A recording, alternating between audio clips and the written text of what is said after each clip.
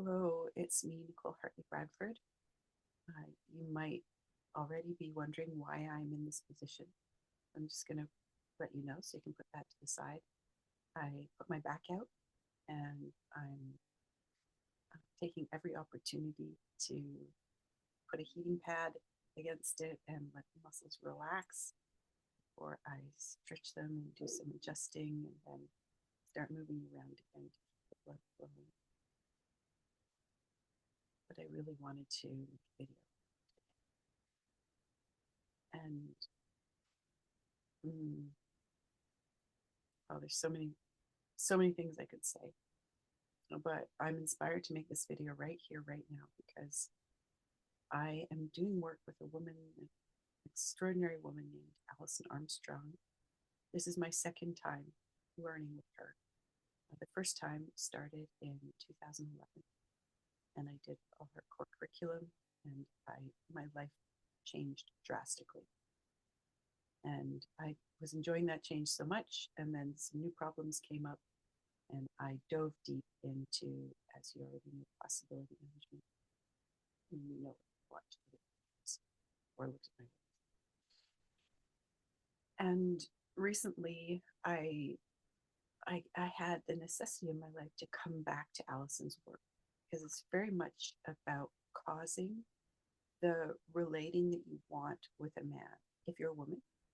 And if you are a man, you can also do work with Alison to empower yourself to cause the consequences that you want in your relating with women. And yeah, and for women, it's with men, all men.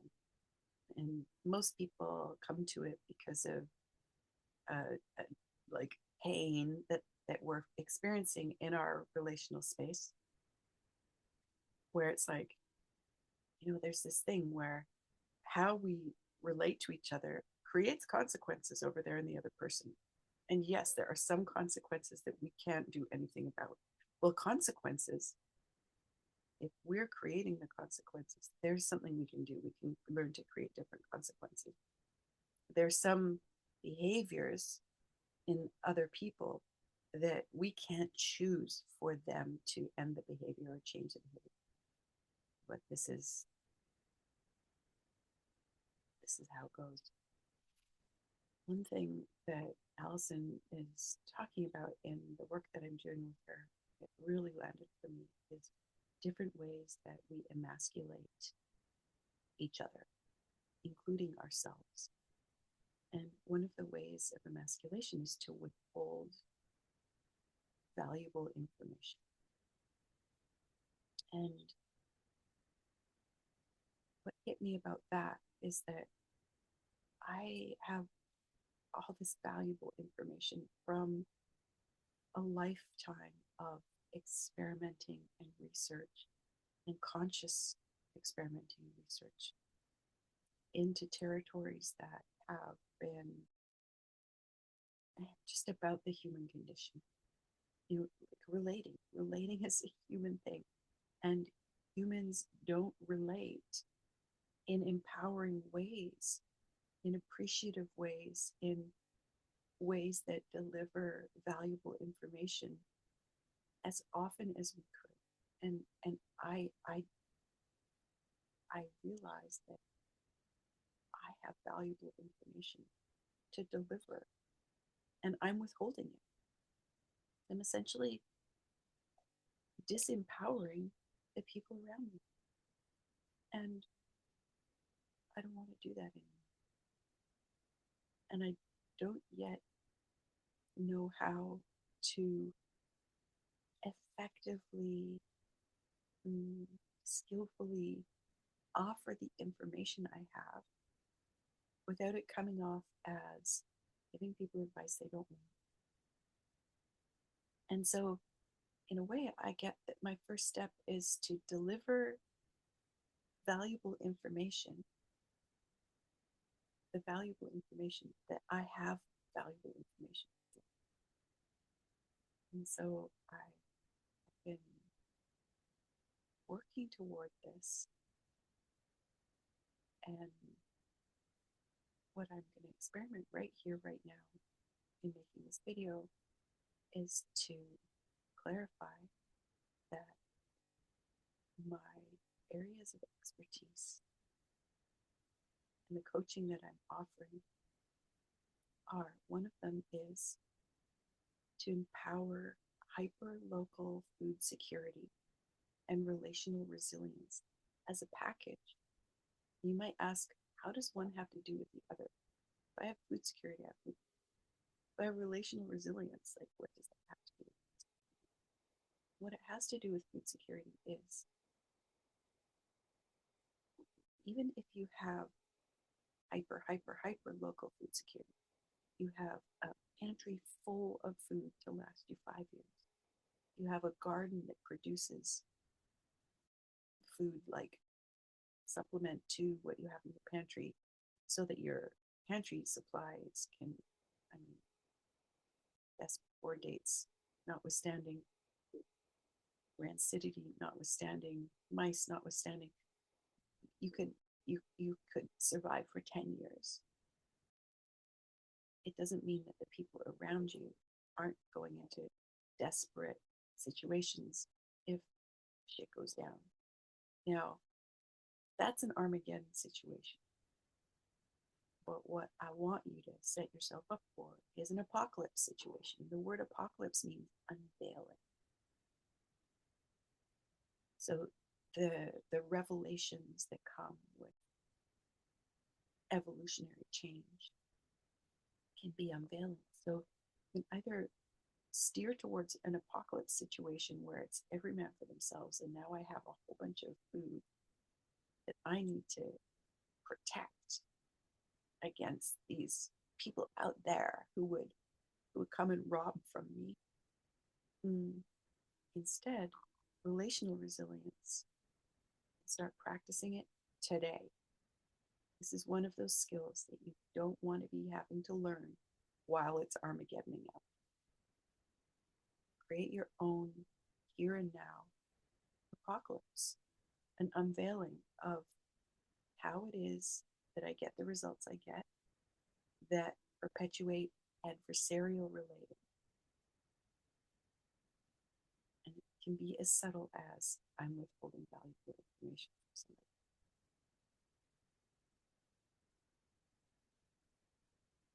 So somebody can build food security, and I'll coach you to do that. If you don't want the relational resilience part, okay, I'll only coach you for so long about food security, because really, if you're empowering yourself and not interested in empowering other people around you, that's not what I'm about. So I won't do that very long. Once it's clear to me, I'll stop. And the person would be able to continue on their own, because it's not about withholding valuable information from that person from now on. That's not the other. And then this, under the subsets of resilient and regenerative relating, there are conscious feelings work, learning and building the 10 distinctions of conscious feelings work, which are the basis of a radically different culture in which, again, adversarial relating just doesn't happen.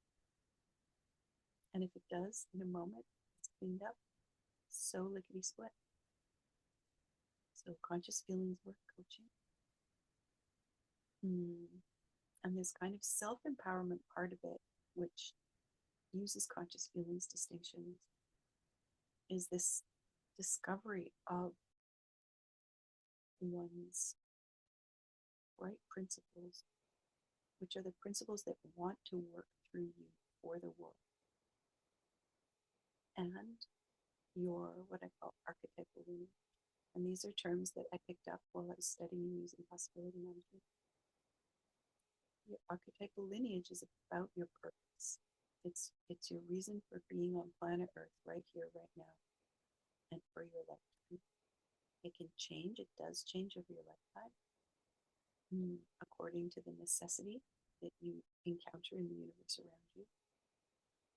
And then when the necessity is no longer there and you put down that job, pick up another one, or when the necessity is so extensive in the world that you train others to do the job and then pick up another one, this is a big part of the empowerment.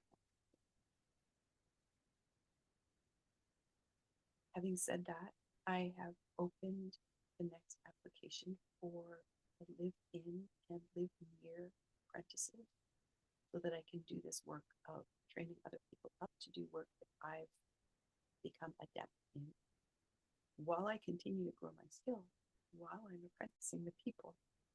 And because we're both really apprenticing to the work. So I am a skilled apprentice and maybe am emerging into mastery in some things, in some regards. And I'm bringing other people with me so that they can then turn around and empower others with this valuable information and with these valuable spaces for experimenting and discovering so that you're not believing me and you have it in your head and in your mind. You're actually working to build the lived experience in your body of bodies, and then you can do it without thinking. You can get to that part where you've integrated by experiential experimenting so that you can now unconsciously, competently do what you consciously noticed you were incompetent years ago or months ago. So this is on offer. And this work, primarily I'm doing it with women, inviting women to experiment with me, drawing from possibility management, conscious feelings work, and the work that Alison Armstrong does in Given, and passing on the distinctions that have made such a big difference for me, passing on access, because what it is that I'm honoring the copyright deal that Alison asked me to make when I studied with her, which is just don't just copy and paste, but in a way it's this empowering way of trying to, it's like, go and do the work with Alison and then come into my women's circle, my women's empowerment circle, share what you're discovering with other women who may be drawing from Alison's work. They may be drawing from something else. They may be drawing from possibility management, sparks, websites. They may be going to expand the boxes and bringing back their goal. So this is about empowering regenerative villaging. And this is where you might leave the village, learn something, become something, come back and share that with the village. And this empowers villaging to happen. And it's, in a way, it's like my archetypal lineage talisman. Actually, I'm seeing it with new eyes right now. That each one of us might be the thing in the middle, and we have these spokes that go out. We go out and we come back. We go out and we come back. We go out and we come back. We make contact with others, and then we start weaving village around us, so that others can be in this empowerment zone and be benefiting and growing into one of these two. I think that's it for now. If you want to check out my website, you'll see current offerings and some things I haven't mentioned here. There's a Rage Club for Women coming up on the Sunshine Coast of BC in person on June 13th or 14th. It's at Denuzo, and there are some work talks, a series of work talks coming up soon with me and Joseph Bolton. really know this guy. I do. I know him better than I know his last name. Mm, yeah. And I also can do hyperlocal food security and relational resilience coaching with people online. So, yeah, what can I do for you?